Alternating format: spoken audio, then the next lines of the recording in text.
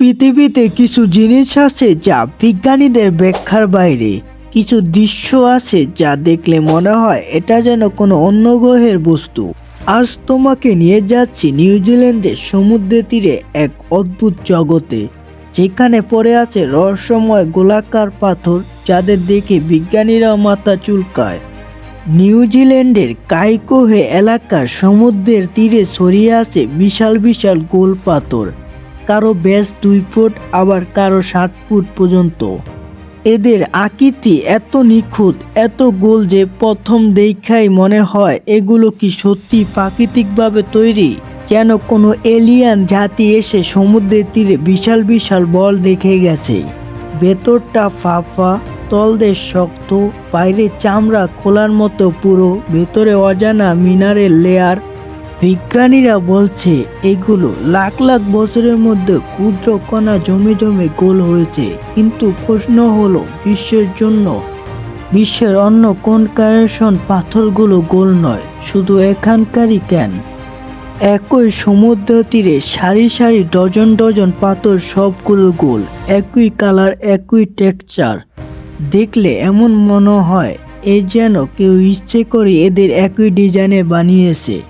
অনেকে বলেন এগুলো প্রাচীন কোনো সভ্যতার চিহ্ন, কারণ হাজার বছর আগে এটা নিয়ে স্থানীয়দের গল্প ছিল।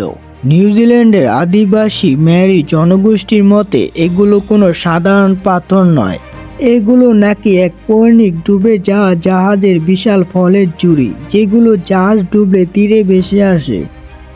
তাদের মতে প্রতিটি পাথর একটি ক্যালেবেস, মানে বিশাল ফল। এটি গল্প নাকি ইতিহাস কেউই নিশ্চিত না। অনেক পাথর ভেঙে দেখা গেছে, ভিতরে অদ্ভুত ক্রিস্টাল লেয়ার আছে, রং বদলায়, আকৃতি বদলায়, যা সাধারণ পাথরে পাওয়া যায় না।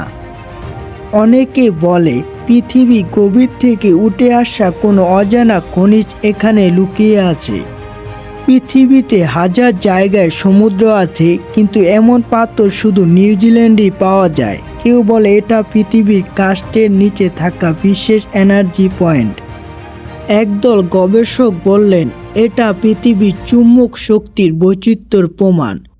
স্থানীয়দের দাবি রাতের বেলায় বোল্ডারগুলো আশেপাশে নাকি অদ্ভুত আলো দেখা গেছে, যেন পাথরগুলো নিজেই জ্বলে উঠেছে। কেন এত নিখুঁত? কেন এত বড়? কেন এত একই আকৃতির? বিজ্ঞানীরা পরিষ্কার ব্যাখ্যা দিতে পারে না, ফলে রহস্য এখনো বেঁচে আছে।